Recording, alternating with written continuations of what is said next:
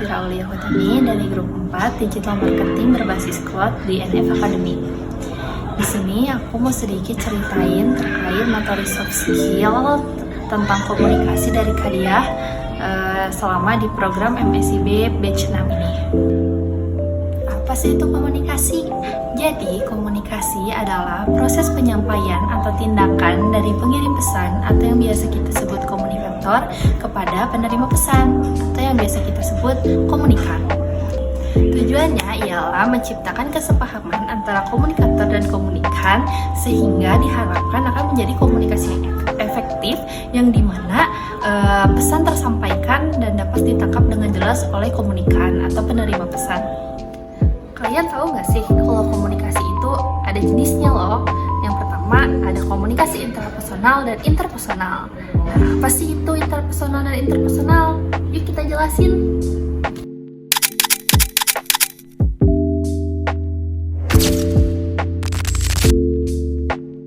Yang pertama, komunikasi intrapersonal.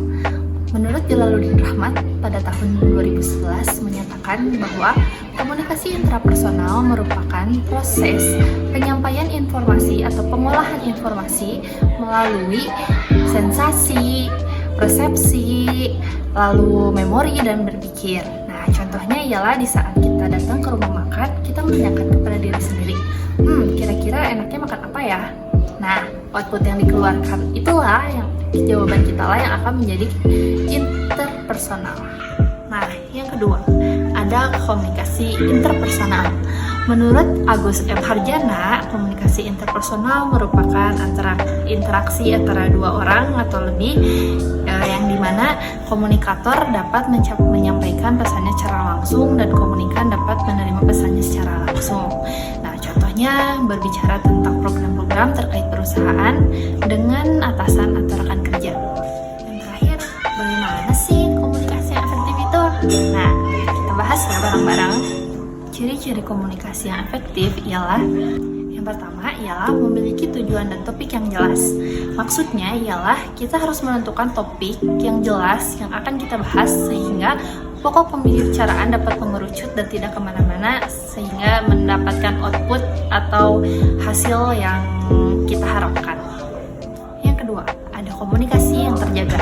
Maksudnya ialah topik pembahasan pembicaraan harus pada jalurnya atau dalam konteksnya dan tidak keluar jalur agar tidak membingungkan antara komunikator dan komunikan.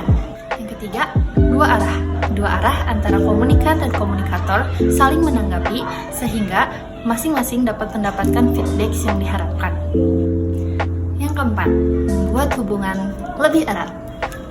Bukan berpelukan ya.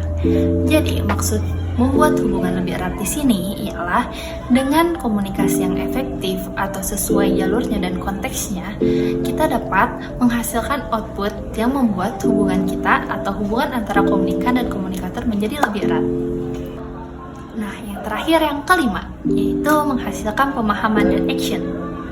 Nah, di sini maksudnya jika komunikasi sudah efektif antara komunikan dan komunikator dan apa yang disampaikan komunikator itu tersampaikan atau dipahami oleh komunikan, maka akan mendapatkan pemahaman yang dimaksud oleh komunikator serta menghasilkan action atau tindakan sesuai dengan apa yang diharapkan atau yang diarahkan.